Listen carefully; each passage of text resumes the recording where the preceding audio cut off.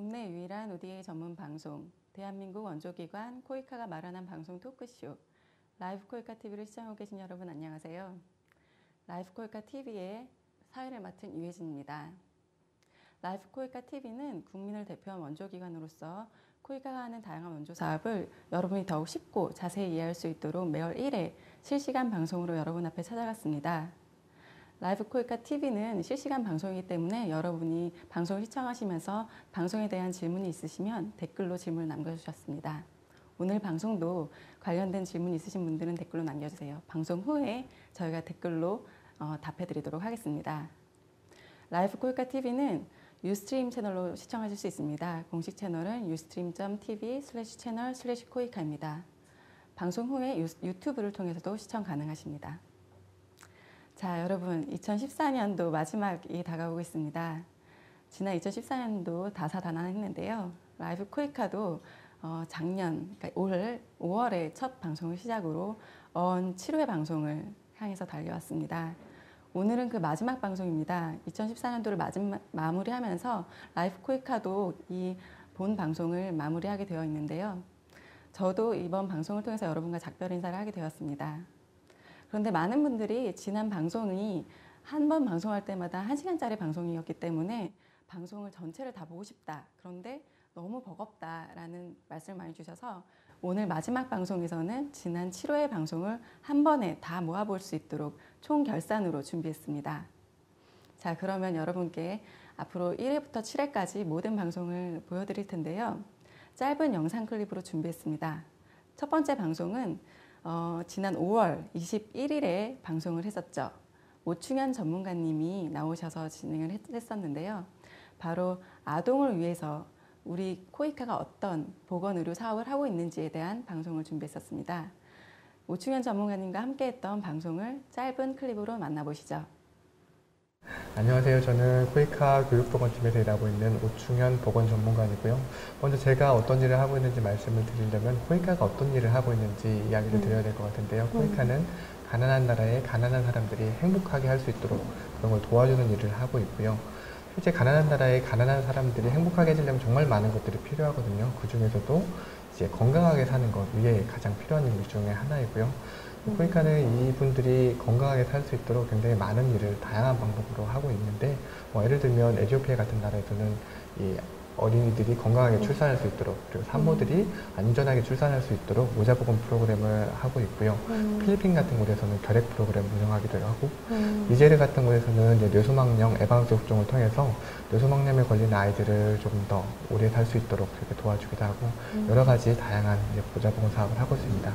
작년에 WHO 유니세프에서 나온 보고서를 보니까 2013년에 5살 미만의 5살 생일을 맞이하지 못하고 죽는 아이가 630만 명이라고 해요. 근데 우리가 이 아이들을 지금 현재 선진국 수준으로 의료의 기술을 혜택받을 수 있도록만 하면 약 300만 명까지 충분히 감소시킬 수 있다고 얘기를 하고 있거든요.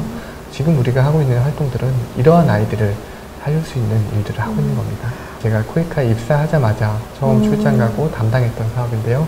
에티오피아에서 2008년도에서 2011년도까지 시행했던 에티오피아 가족계획 모자보건 사업이라는 게 있었어요. 그래서 어떻게 보면 움집같이 그런 움집 같은 곳에서 출산을 하는데 정말 땅바닥에 아무것도 없이 정말 신석시대 움집 같은 곳에서 출산을 하고 아이가 딱 떨어지면 그 땅바닥 같은 곳에서 이렇게 출산을 받고 있으신 거예요. 그래서 굉장히 깜짝 놀랍기도 하였고 제가 인터뷰했던 많은 사람들이 평균적으로 5명에서 6명 정도 그 정도의 아이를 낳고 계셨고요. 인터뷰하신 분 중에는 어떤 분은 12명까지 아이를 낳았다고 하시는 분을 봤고요. 이 지역에서 우리가 뭘 할 수 있을까 고민을 굉장히 많이 했어요. 이 지역에서는 정말 가족계획 프로그램이 필요하다고 생각을 했고 이 지역사회에 있는 주민들에게 가족계획의 필요성에 대해서 저희가 홍보를 했고 가족계획 서비스를 제공할 수 있는 조산사라든지 아니면 마을 건강요원분들에게 어떻게 가족계획 서비스를 제공해야 되는지 교육을 시켰고요. 실질적으로 서비스에 필요한 물품들을 저희가 제공을 하고 그리고 아까 말한 그런 땅바닥에서 아기 낳는 것들을 예방하기 위해서 이제 보건소에서 조금 더 안전하고 깨끗한 방법으로 아이를 낳을 수 있도록 저희가 보건소 시설을 좀 개선해주고 깨끗하게 낳을 수 있도록 저희가 지원을 했습니다. 자주 방문하니까 이제 마을 사람들도 이제 알아봐서 반가운 게 인사도 해줘서 굉장히 고마웠고 맞다고. 네, 이 마을 이장님 같은 경우는 이제 금방 분만한 아이를 이렇게 보여주시면서 대한민국 때문에 이렇게 우리가 건강하고 이렇게 건강한 아이를 출산할 수 있게 됐다라고 얘기해 주시면서 대한민국에 대해서 굉장히 고마워하시더라고요. 그럴 때 굉장히 좀 뿌듯하기도 했고 2012년도에 실제적으로 저희가 이 사업에 대해서 영향평가를 시행을 했거든요. 그랬더니 이 사업 지역이 다른 지역하고 좀 뚜렷하게 다르게 이 가족계획에 대한 인식과 행동 변화가 뚜렷하게 있었고요. 실제적으로 가족계획 실천율도 굉장히 올라갔던 것을 볼 수가 있었습니다. 뼈 아픈 기억들이 혹시 있으신지, 사업하면서 내가 이 부분은 좀 아쉬웠다, 그냥 노고절 실패 사례 이렇게 질문드려도 될 것 같은데요. 코이카가 그리고 지금 많은 개발 NGO들이 실제로 사업을 이렇게 개발도상국을 하고 있는데 이 개발도상국 그리고 이 가난한 나라들 우리가 사업을 하고 있는 지역이 대한민국하고 일단은 달라요. 틀린 게가 아니라 다르다는데 이렇게 다르다는 거에서 인정하는 게 굉장히 필요하고 다르기 때문에 어떻게 보면 우리가 시행하고 있는 프로젝트나 이런 프로그램들이 성공하는 게 어떻게 보면 더 이상할 수도 있어요. 실제적으로 저희가 아까 말씀드린 그 DR콩고 말라리아 사업 같은 경우는 DR콩고 이제 말라리아 사업 준비를 하면서 실제적으로 현장을 방문을 했어요. 그리고 이 저희의 주요 타겟층은 여성과 아동이었기 때문에 임산부 숫자라든지 아니면 아동의 숫자에 맞춰서 저희가 모기장을 배분을 했거든요. 실제적으로 이제 중간평가를 이제 이 지역에 가봤더니 이 지역에서는 그 집에 딱 갔는데 이 모기장을 아이들이 사용하고 있거나 임산부가 사용하고 있는 게 아니라 아버지들이 다 사용하고 있는 거예요. 어떻게 우리나라에서는 아이들이 더 먼저 우선시되고 아이들이 위험에 빠져 있으니까 아이들이 사용한다고 하지만 그쵸. 아프리카의 문화와 생각에 있어서는 아버지가 모기장을 사용하고 있지 않는데 아이들이 사용한다는 건 있을 수 없는 일이었던 거예요. 그리고 실제적으로 그래서 저희가 2차 사업을 할 때에는 이렇게 아버지 숫자까지 포함해서 모기장을 배분해주고 나눠서 그렇게 변경했던 기억이 있고요.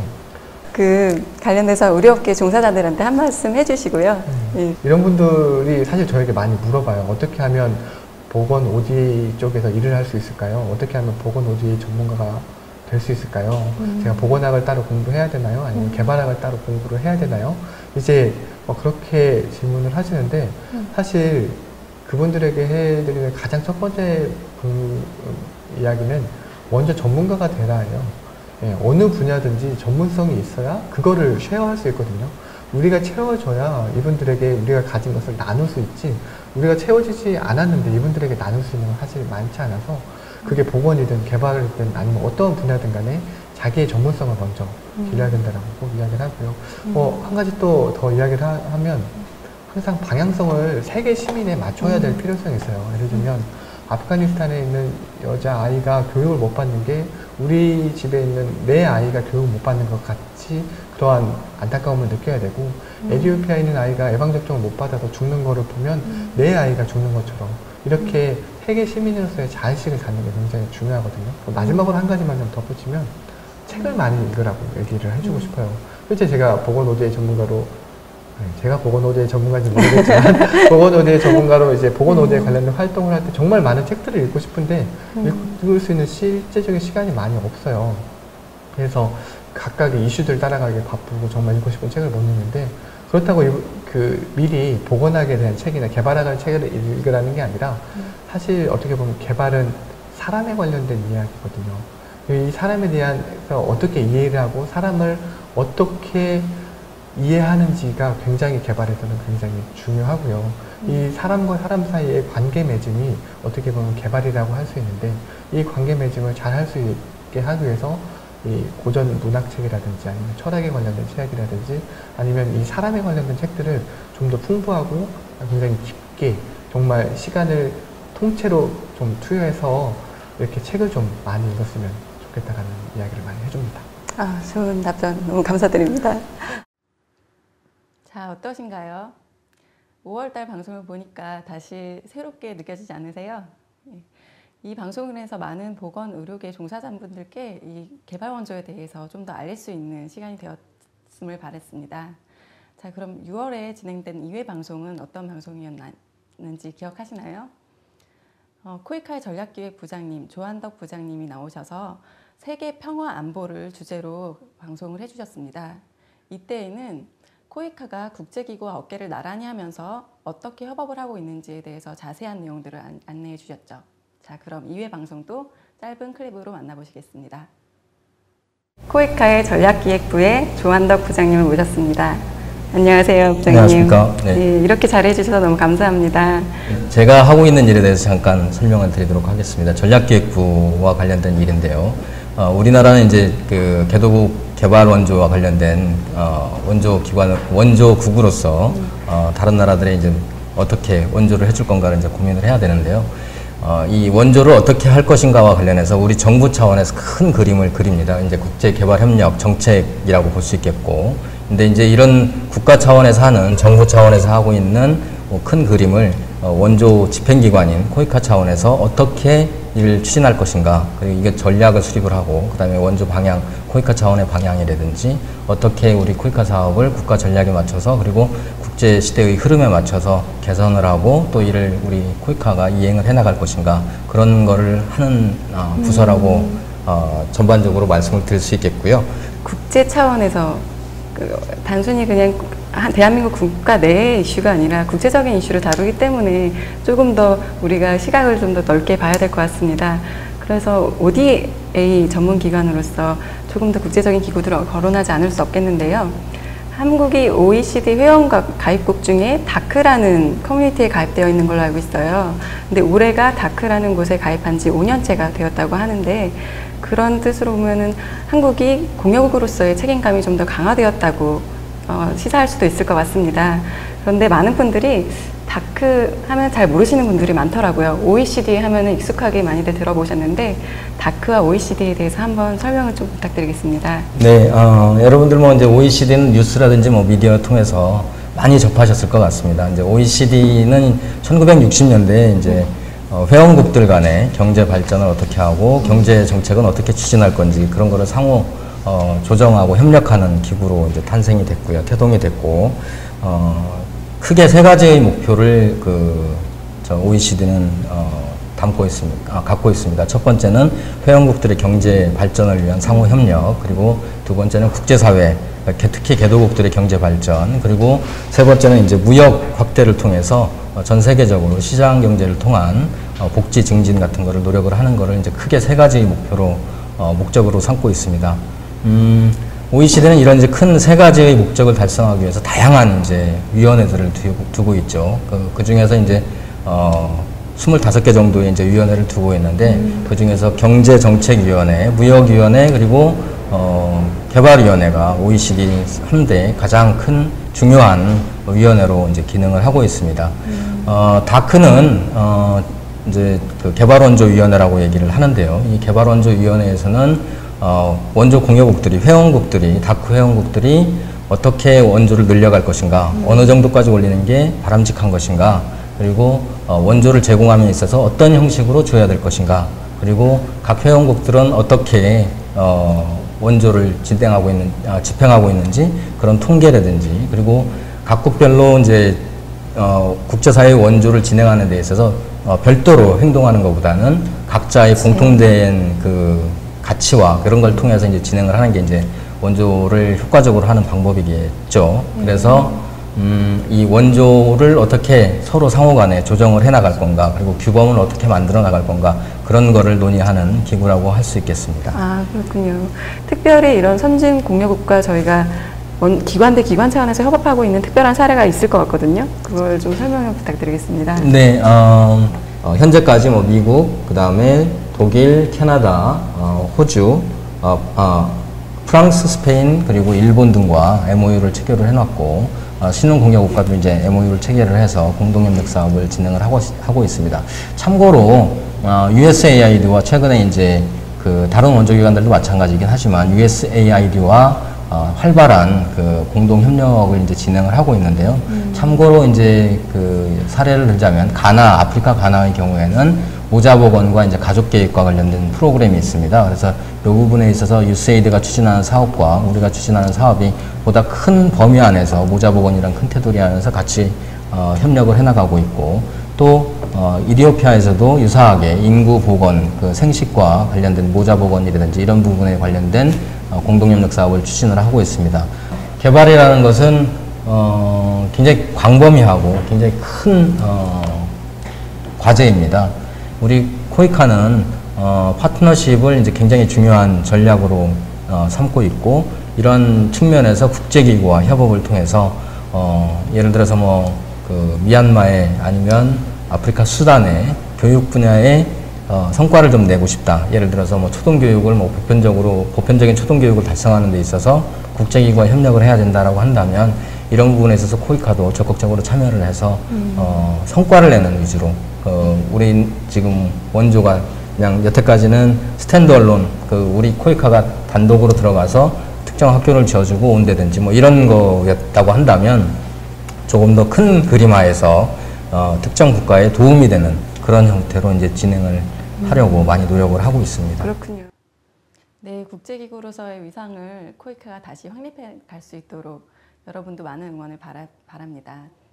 3회 방송은 역량개발팀장, 총괄팀장 차은주 팀장님이 함께 해주셨어요. 7회 방송에서 함께 했던 이야기는 굿 거버넌스에 대한 내용이었는데요. 성장하고 있는 개도국이 지속적으로 안정적인 성장을 위해서는 거버넌스가 매우 중요합니다. 하지만 거버넌스란 단어에 굉장히 생소하게 느껴졌던 시청자분들이 많았을 텐데요. 이날 방송에는 코이카의 거버넌스 사업에 대한 이야기뿐만 아니라 개발 협력에 있어서 거버넌스의 뜻에 대해서 다시 한번 돌아보는 시간을 가질 수 있었습니다. 자, 그럼 짧은 영상 다시 한번 만나보겠습니다. 그 역량개발 부서가 하는 업무가 주된 업무가 무엇인가요? 예, 역량개발부는 개발도상국의 인적자원 개발을 지원하는 부서입니다. 개발도상국의 각각 여러 분야의 공무원이나 전문가들을 한국에 초청해서 기술이나 지식이나 경험을 공유하고 전달해주는 일을 하고 있고요. 여기에는 연간 300과정에서 5,000명 이상이 참여를 하고 있습니다. 네, 그리고 또 이런 과정은 다른 유럽 선진국이나 일본에서도 많이 지원을 하고 있는 역량개발 사업을 지원을 하고 있지만 한국은 이게 좀 다른 특이한 점이나 장점이라고 할까 그런 점은 한국은 1950년대, 60년대 한국전쟁 이후로 똑같이 빈곤을 겪은 나라이잖아요. 그래서 그런 경험을 바탕으로 이렇게 빨리 성장한 그런 우리의 경험을 보태서 이렇게 역량개발 사업을 할 수 있기 때문에 개발도상국에 더 많은 관심을 가지고 참여하고 있습니다. 네, 이렇게 개발도상국에서 저희 쪽으로 연수를 오시는 연수생들은 주로 어떤 분들로 구성되어 있나요? 네, 말씀드린 대로 그 개발도상국의 각각 분야의 경제 분야, 행정 분야, 사법 분야, 다양한 분야의 공무원 분들이시고요. 연간 5,000명 이상 참여를 하고 있고, 이 중에는 차관이나 장관급의 고위직에서도 고위직 분들도 한국의 그 코이카 사업으로 참여를 하고 있습니다. 개발 협력에 관심 있는 분들은 ODA에 있어서 거버넌스가 굉장히 중요하다는 걸 알 수 있는데요. 이런 개발 협력의 분야에서 그 거버넌스에 대해서 좀 설명을 해주시겠어요? 네, 거버넌스는 사실은 개발협력 분야에서만 쓰는 그 표현이 아니고 공공행정 분야에서 일반적으로 많이 이미 쓰고 있던 개념이었고 또 민간 부분에서도 코퍼레이트 거버넌스 해서 이미 사용되고 있는 개념입니다. 이걸 개발협력에서도 이제 많이 거버넌스 얘기를 하고 있는데 사실은 거버넌스에 대한 명확한 정의가 아직은 이제 없다고 할 수 있고요. 한 가지를 말씀드리면 거버넌스 분야의 저명한 학자인 다니엘 코프만이 정의를 내린 게 있는데 the tradition and institution by which authority in a country is exercised. 즉, 한 국가에서 권력이 행사되는 관습 및 제도를 의미합니다. 거버넌스가 나쁘다는 이제 거버넌스 문제가 있다 그런 개발도상국의 사례를 보면 정부가 역량이 부족해서 안정적으로 개발 정책을 만들던가 이행하는데 어려움을 겪고 있고요. 투명하게 선거가 이루어지지 않고 있고 또 선거나 이제 여러 가지 방법을 통해서 정권이 교체될 때 불안정해지는 모습을 볼 수 있는데 이게 바로 다 거버넌스의 문제라고 할 수 있습니다. 이런 사례들을 좀 생각을 하시면서 월드뱅크의 정의를 다시 한번 보시면 조금 더 이해가 쉬울 것 같은데요. 월드뱅크에서는 거버넌스는 정부가 선정되고 평가되고 교체되는 과정 그리고 정부가 사회나 경제 관련 다양한 정책들을 만들어내고 이행할 수 있는 역량 그리고 경제 및 사회 활동에서 국민과 정부가 관련된 제도를 얼마나 존중하는지 이것이 모두 거버넌스를 얘기한다고 정의하고 있습니다. 코이카는 네. 어떻게 접근을 하고 있는지 좀 궁금해집니다. 네, 우선 국내적으로는 우리 한국 국내적으로는 거버넌스가 정부의 행정 역량에 초점이 맞춰져 있는 편입니다. 그래서 코이카 정부가 그 효과적으로 정책을 세우고 이행하는 능력 그리고 법과 제도를 만들고 이행하는 능력 그런 데에 많이 초점을 두고 있고 그래서 코이카도 우리 원조 사업에 한국의 경험을 반영을 해서 이쪽에 행정 역량 쪽에 많이 포커스를 두고 지원을 하고 있습니다. 그래서 전체 코이카 예산의 20% 이상이 지금 그 행정 역량 쪽으로 포함이 되고 있고 정확한 타이틀은 공공행정 분야로 코이카 중점 분야로 포함이 되어 있습니다. 공공행정 분야는 크게 4가지 부분에서 집중적으로 지원을 해주고 있는데 경제개발 전략을 수립하고 그리고 전자정부를 구축하고 그리고 효율적, 효과적으로 효율적이고 투명한 행정 역량을 갖게 하고 그리고 법체제를 정비하는 이렇게 4가지 부분에서 크게 지원이 되고 있고 이건 말씀드린 대로 한국의 경제 발전 경험을 이렇게 기반을 해서 전략을 도출했다고 볼 수 있습니다. 네, 감사합니다. 네, 어떠세요? 개발 협력에 있어서 거버넌스에 대해서 좀 명확해지셨나요? 사회방송 때는 다자협력 인도지원실의 이현수 실장님이 함께해 주셨습니다. 아마 8월 달이었겠죠? 8월 달에 세계 인도주의의 날이 있었습니다. 이날 방송은 그날을 기념해서 인도적 지원에 대해서 우리가 자세히 이야기를 나눴었죠. 특히 1시간을 훌쩍 넘는 방송이었는데요. 그만큼 인도적 지원이 얼마나 중요했는지 시청자 여러분들도 공감했을 거라 생각합니다. 그러면 방송을 보시면서 코이카 인도적 지원에 대해서 한번 살펴보시죠. 실제 인도주의에 대한 정의가 모호하신 분들이 많을 것 같습니다. 저희가 소위 말하는 인도주의에 대한 정의를 한번 설명해 주시겠어요? 네, 인도적 지원이라는 것은 자연재해나 혹은 분재 또는 어떤 뭐 사고, 또 뭐 화재나 뭐 원전 사고나 여러 가지 그런 사고, 인적 재난으로 인해 이런 재난이 발생했을 때 사람들의 생명을 살리고 또 사람들이 고통받는 것들을 좀 더 그 고통을 덜어주는 그런 모든 일체의 활동을 말합니다. 그리고 또 이러한 재난이 꼭 발생한 후에 대응하는 것만이 아니라 재난이 발생하기 전에 그러한 재난의 발생을 좀 줄이거나 그 그 피해를 최소화할 수 있는 그러한 관련된 활동을 인도적 지원이라고 얘기를 할 수가 있습니다. 코이카 인도 지원 사업에 대해서 간단히 소개 부탁드리겠습니다. 첫 번째는 사실 가장 대표적인 긴급구호 그 활동입니다. 그러니까 재난에 대한 대응하는 활동이라고 얘기를 할 수 있는데요. 일단 이제 재난이 특정 국가에서 재난이 발생하게 되면 그 나라 정부의 이제 지원 요청이 필요합니다. 사실 국제사회에서는 해당국 정부가 요청하지 않는 지원은 일방적으로 하지 않는 걸로 되어 있습니다. 그 나라의 주권을 존중하기 위한 것이고요. 그래서 피해 당사국 정부가 지원을 요청하고 또 저희가 그 국제사회의 어떤 지원의 동향 같은 것들을 살펴본 후에 적절하게 필요한 그러한 그 긴급구호의 지원 결정을 이제 외교부에서 내리게 됩니다. 그래서 외교부에서 지원 방식이나 지원 규모에 대한 그 결정들을 내리면 그 방식은 현금을 지원하기도 하고요. 또는 현물을 지원하기도 합니다. 또 코이카가 하고 있는 인도적 지원 활동 중에는 인도적 지원 민간 협력 사업이라는 것이 있습니다. 이것은 이제 그 우리나라의 아까 말씀드렸던 인도 그 긴급구호에 관한 법률과 시행령에서도 국내 그 민간 부문과 우리 정부와의 파트너십을 굉장히 강조하고 있습니다. 그래서 그 해외에 대한 그 인도적 지원 활동을 할 때도 민관 협력이라는 것이 굉장히 중요하다고 생각을 하고 있고요. 2011년도에 이 프로그램이 도입이 되었는데요. 외교부, 코이카, 그리고 국제개발협력 민간협의회 KCOC라고 저희 약칭으로 부르고 있습니다. 그러니까 민간단체 협의회인 KCOC와 그리고 사전에 이제 인도적 지원을 활동을 하는 기관 중에서 사전에 선정된 민간단체들 간의 파트너십을 기반으로 해서 추진이 되는 사업입니다. 이 사업은 2년 주기로 실시가 되고 있는데요. 사전에 이제 일정 심사 절차를 거쳐서 인도적 지원 활동을 하는 파트너 민간단체를 선정해서 코이카에서 자금을 지원해서 긴급하게 그 재난에 대해 대비할 수 있도록 민간단체의 인도적 지원 활동을 지원을 하고요. 또 평상시에는 그 KCOC가 주축이 돼서 인도적 지원 활동을 하는 활동가들 또 혹은 일반인들에게도 인도적 지원과 관련된 여러 가지 교육이라든가 훈련 또 그런 또 그 다양한 네트워킹을 할 수 있는 그런 기회를 제공해주는 파트너십 프로그램이라고 볼 수 있습니다. 네, 마지막으로는 이제 이렇게 직접적으로 지원하는 그러한 그 활동 외에도 코이카에서는 그 인도적 지원 분야에서 그 다양한 파트너십과 그런 역량 강화를 위해서 노력을 하고 있습니다. 또 코이카 자체적인 역량 그리고 민간단체 역량 이런 것들을 향상하기 위해서 다양한 그런 교육 훈련 기회 제공이라든가 또 여러 가지 그 정보를 수집해서 제공하고 가이드라인들을 또 마련해서 제공하려는 그런 역할들을 하고 있고요.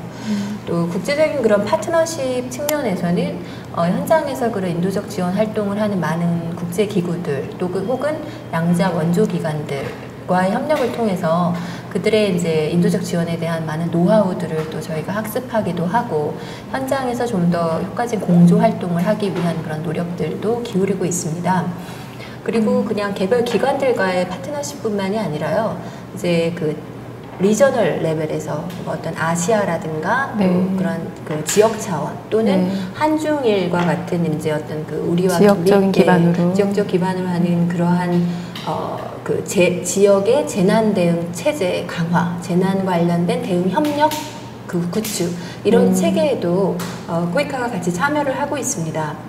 꼭 특별한 상황에서 굉장히 특별한 일을 하시는 그런 분들만을 위한 날은 아닙니다. 이 인도주의 날의 정신이라는 것은 결국 우리 주변에서 이웃을 위해서 따뜻한 마음을 가지고 이웃을 돕는 그러한 모든 분들의 노력과 그러한 따뜻한 마음과 정신을 기리고 축하하는 그런 날이라고 여러분들이 이해를 해주시면 좋을 것 같습니다. 우리나라는 사실 예로부터 남을 돕는 그런 미풍양속이다 아까도 말씀을 드렸는데요.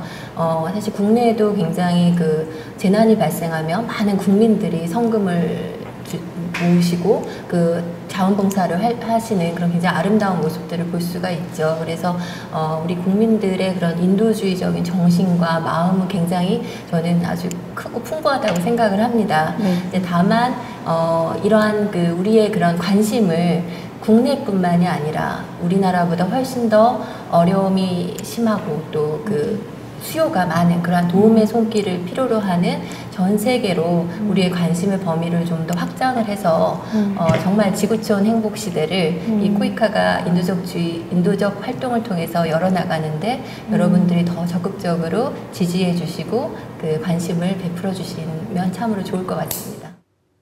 네, 이번 방송을 통해서 인도적 지원에 대해서 더 자세히 이해하셨을 거라 기대합니다. 자, 그 다음 방송은 오성수 실장님과 함께 했던 방송입니다. 바로 코이카의 미래비전실의 실장님으로 계시는 분인데요. 미래비전실 하면 이름도 새롭고 무언가 좀 더 미래지향적인 느낌이 들지 않으신가요? 이날 나눴던 이야기는 코이카가 조직 역량을 강화하기 위해서 어떤 노력을 기울이고 있는지, 코이카의 비전은 무엇인지 자세한 이야기를 나눴던 시간이었습니다. 뿐만 아니라 오성수 실장님이 코이카 직원들한테 매우 존경받는 상사로 뽑혔는데요. 개인적인 스토리도 들을 수 있었던 시간이었습니다. 짧은 영상 클립 함께 보시죠.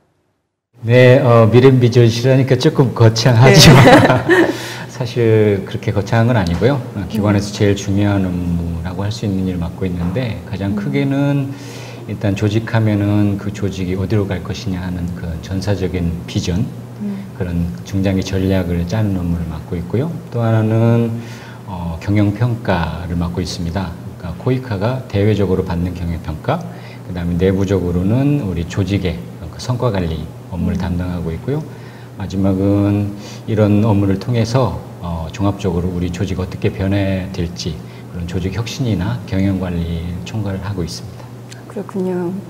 네, 많은 분들이 앞서서 말씀드렸지만 코이카가 비영리 단체냐 아니면 왜 개도국에 나가서 도움을 이렇게 주는 원조기관이기 때문에 기존 NGO 단체들과 구분이 좀 모호한 분들이 많으세요. 심지어는 어떤 분은 코이카 입사하려면 사회복지사 자격증이 있어야 되냐 이렇게 물어보기도 하고, 그렇다면 코이카가 정부기관이라고 제가 이렇게 모호하게 가지고 있는 이 일반 시청자 여러분들께 그 코이카 어떤 기관인지에 대한 설명 좀 부탁드리겠습니다. 네, 말씀하셨다시피 이제 코이카 하면 아직 생소한 분이 많은데요. 네. 저희는 엄밀히 말하면은 그 외교부 산하의 무상 원조를 전담하는 공공기관입니다. 공공기관은 크게 세 가지 분류가 있습니다. 하나는 공기업이고요. 또 하나는 준정부 기관, 그리고 세 번째가 기타 공공기관으로 분류가 됩니다. 저희 코이카는 한국국제협력단은 이 중에 기타 공공기관에 속하는 기관이 되겠습니다. 제가 여전히 아직 확신이 없는 단계라서 기업체에도 지원을 했었어요. 네. 그래서 모 기업체에 합격을 해놨었는데 공교롭게도 그 당시에는 예비 소집이라고 하나요? 합격자들은 어느 날 와라 이런 건데 동시 같은 날 같은 시간에 오라는 거예요. 코이카랑 그 회사가. 그래서 이제 고민을 했죠. 네. 그런데 있잖아요. 그 회사가 그 성수대교 건너서 있는 회사였어요. 네. 그런데 94년에 성수대교가 무너졌어요. 네, 그 해에 무너졌죠. 네. 그 면접 혹시 그날? 그 날인지 아닌지는 지금 기억이 안 나는데 그 막 고민을 하고 있을 때였습니다. 그래가지고 그 성수대교가 무너지니까 네. 제 이름이 성수잖아요. 그 성수인데 퍼뜩 드는 그러네요. 생각이 이쪽으로 가면 내가 망하겠구나.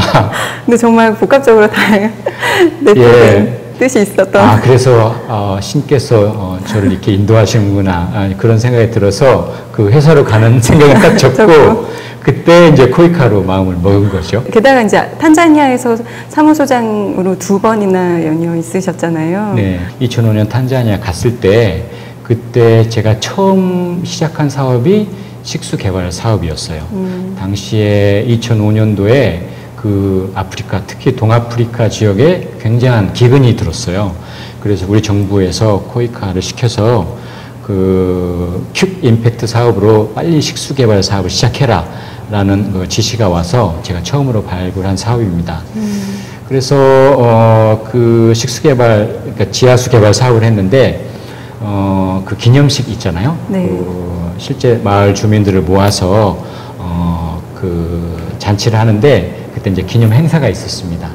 그때 이제 지하수가 이렇게 지하로부터 이렇게 뿜어져 오는 그런 행사를 보고 많은 분들이 그 막 환호성을 지르고 막 갈채를 하고 그런 굉장히 큰 기쁨이 있었어요. 그때 이제 마을 대표분들이 저한테 오셔서 그 스와힐리 말로 뭐라고 하시는 거예요. 네. 그래서 당시에는 제가 스와힐리를 잘 못했기 때문에 옆분한테 물어보니까 그분이 하시는 말씀이 당신이 우리 마을에 그 성수를 가져다 주었다. 홀리워터를 가져다 주었다. 정말 고맙다라는 말씀을 하셨다고 그래요. 그래서 저도 같이 막 춤추고 기뻐하는 와중에 제 마음속에 드는 생각이 그렇구나. 제가 이 하는 사업 자체가 단순히 그냥 목마른 물을 주는 것이 아니고 이 사람들한테 그 생명을 주는 네. 궁극적으로 홀리워터를 주는 사업을 하고 있구나라는 기쁨을 느꼈습니다. 그래서 제가 그때부터 이름 자체를 홀리워터로 바꿨죠. 그리고 그때 당시에 초심을 또 잃지 않게 만드는 어떤 견인의 역할을 할 것 같습니다. 네, 시원하게 물이 뿜어져 나오는 영상을 보니까 여러분도 시원해지지 않으세요? 그 다음 방송은 월드 프렌즈 코리아의 신교승 부장님이 함께 해주셨습니다. 신교승 부장님은 우리들 코이카를 통한 봉사단 파견을 담당하고 계시는데요. 글로벌 청년 인재라는 키워드를 주제로 이날 방송에 함께 해주셨습니다. 글로벌 청년 인재 하면 어떤 것이 떠오르시나요? 이날 방송에서는 코이카가 바라보고 있는 독특한 글로벌 청년 인재에 대한 관점을 함께 이야기 나눴습니다. 그러면 함께 영상 보시죠. 월드 프렌즈가 어떤 곳인지 어떤 역할을 하는 곳인지 설명 부탁드릴게요. 저희 대한민국에서 이제 정부 파견 봉사단 사업을 1990년도 유네스코에서 처음 시작을 했습니다. 4개국 인도네시아, 네팔, 스리랑카, 필리핀 해가지고 이제 43명 처음 파견을 했었고요. 그랬다가 이제 그 월드 프렌즈 코리아 WFK라는 브랜드를 우리 정부에서 2009년도에 이제 그 통합 브랜드를 만들었습니다. 각 부처에서 시행하고 있던 봉사단 사업이 있었는데 대한민국 이름으로 나가는 해외 봉사단 사업을 하나의 통일된 브랜드로 한번 해보자 해서 이제 WFK라는 그런 브랜드를 만들게 된 겁니다. 뭐 병원을 건립해 준다든지 도로를 건설해 준다든지 여러 가지 형태인데 그 중에 우리 국민이 유일하게 참여할 수 있는 프로그램이 이 WFK 해외 봉사단 사업입니다. 그런 면에서 굉장히 의미 있는 사업이라고 보고요. 그러네요. 그래서 이제 저희가 봉사단 내보낼 때는 우리가 임의로 막 내보내는 게 아니고 수원국의 요청을 받아서 어느 기관에서 어떤 일을 할 것인가에 대한 수요를 분명히 받습니다. 네. 이제 수요 받고 나면은 그걸 공개 해가지고 신문지상이나 이제 이런 인터넷을 통한 공개 모집을 합니다. 그래서 공개 모집을 해서 저희가 이제 학력, 그다음에 그 사람이 갖고 있는 자격, 그다음에 경력 이런 것들을 이제 종합적으로 1차 서류 전형을 통해서 선발을 해서 이제 2차 이제 봉사단원이 진짜 될 수 있는 인성과 그런 마음가짐이 돼 있으신가 하는 이제 그 인터뷰 과정을 거칩니다. 그래서 이제 이런 것들을 다 종합해서 나중에 이제 최종 선발을 하게 되고요. 선발되시게 되면은 이제 국내에서 5주간 그 합숙 훈련을 시킵니다. 이때는 이제 봉사자로서의 기본 자세, 그 다음에 소위 개도국 나가서 현지 주민들과 어떻게 잘 어울려서 생활을 하실 것인가 하는 그런 방법, 그 다음에 또 현지어도 굉장히 중요하겠죠. 네. 그래서 언어에 대한 교육, 이런 걸 갖다 이제 5주간 기초교육을 시키고, 그거 가지고도 사실은 2년이란 봉사단을 현지에 가서 생활하기가 참 어렵습니다. 왜? 서로 문화가 틀리고 생활 방식이 틀리고 하는 이런 곳에 가서 우리 단원이 생활하기에는 어려움이 있다 해서 현지에서 이제 현지 적응 교육을 8주간 또 시킵니다. 현지에서도요? 예. 이때는 집중적으로 현지어에 대한 교육이 심화학습 통해서 시키게 되고, 그 다음에 이제 그 언어만 한다고 해서 그 나라에서 현지 사람들과 살기는 어려우니까 그 나라 사람들의 문화라든가 여러 가지 이런 것들을 갖다 같이 교육을 시키게 됩니다. 그래서 우리 봉사단 사업에 관심이 있는 여러분들이 나는 언어를 못하네, 나는 또 현지가 전혀 낯선해, 이런 거에 대한 두려움을 전혀 가질 필요 없습니다. 왜? 코이카에서 모든 걸 다 무상으로 네. 여러분들을 다 교육을 시켜줍니다. 네. 여러분들은 봉사를 하시겠다 하니 마음만 마음가짐만. 가지고 지원을 해주시면 됩니다. 네, 그렇군요. 소위 대한민국이 이제 그 IT 강국이라고 그러지 않습니까? 그래서 네. 그 이제 IT 쪽, 컴퓨터 쪽 그 수요가 많고요. 그 다음에 이제 또 그 교육이라든지 보건이라든지 이런 쪽에 한국어 교사, 그 다음에 간호사 이런 쪽의 수요도 많이 있고, 그 다음에 이제 농림수산 쪽, 요즘 소위 이제 새마을 운동이 이제 아프리카 쪽에서도 굉장히 많이 요구를 하고 있습니다. 그래서 그런 곳에 가서 현지 주민들하고 같이 농촌 근대화를 위한 이런 활동도 하고 해서 여러 가지 분야의 그 단원들을 파견하고 있습니다. 원래 이제 이 단원들 가시는 분들은 여성분들은 이제 군 문제가 관계가 없어서 큰 문제가 없고, 남성분들은 이제 20세 이상이면서 군 복무를 마치신 분들이어야 이제 지원이 가능하고요. 월드 프렌즈가 생각하는 글로벌 인재는 무엇일까요? 네, 저희가 일반적으로 이제 우리 사회에서 얘기하는 글로벌 인재, 그동안 생각은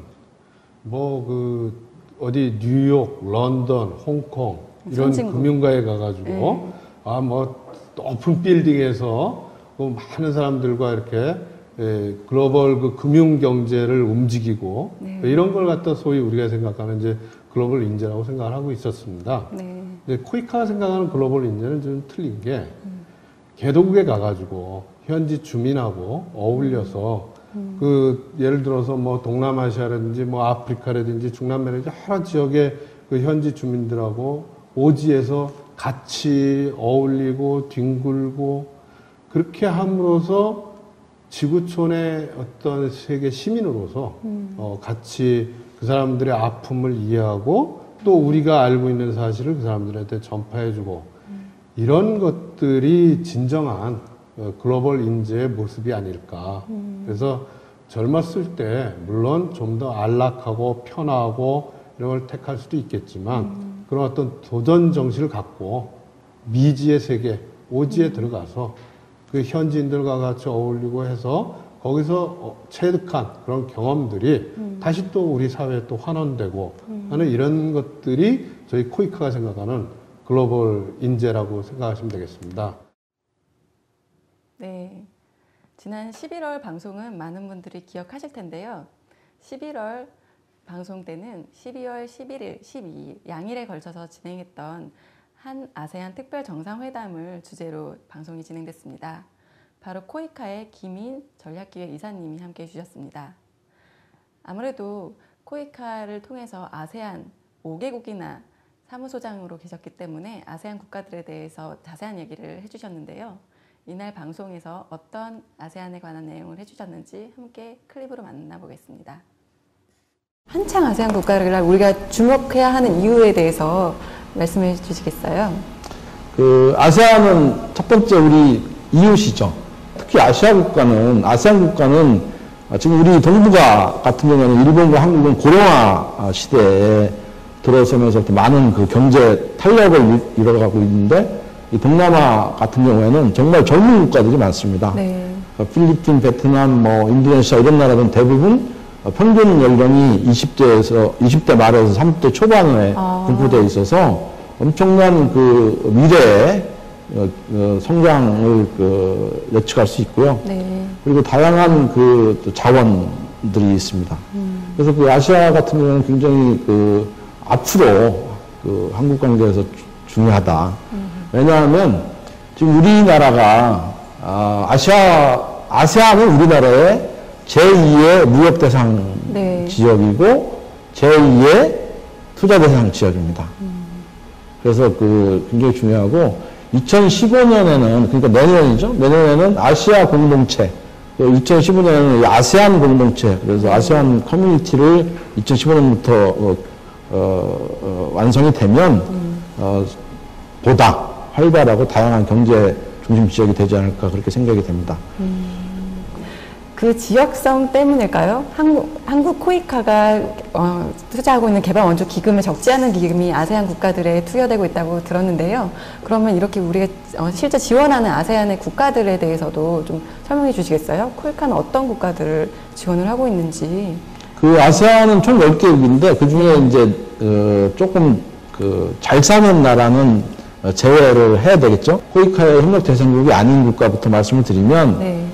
기본적으로 이제 그 싱가포르, 잘 사니까. 네, 말레이시아, 네. 그다음에 브루나이, 그리고 한국과 태국. 그리고 원래 태국은 1990년도 중반까지만 해도 저희가 원조를 많이 줬어요. 네, 개도국이었죠. 네, 그래서 제가 95년도에 태국의 방콕의 사무소에서 사무소장으로 근무를 하면서 네. 태국하고 많은 교류를 했었는데 지금은 이제 태국도 원조를 주는 나라로 바뀌었습니다. 그래서 원조를 받으면서 원조를 주는 그 속에서 남남협력의 대표적인 나라입니다. 그래서 그 태국까지 빼서 이제 네 나라를 빼고 메인랜드 쪽에 본토 쪽에 이제 그 베트남 CLMV 국가, 네. 베트남, 캄보디아, 라오스, 미얀마를 지원을 해주고 있고, 그다음에 이제 이 도서국가 쪽에서는 말레이시아 반도에서는 인도네시아, 필리핀을 지원을 하고 있습니다. 네.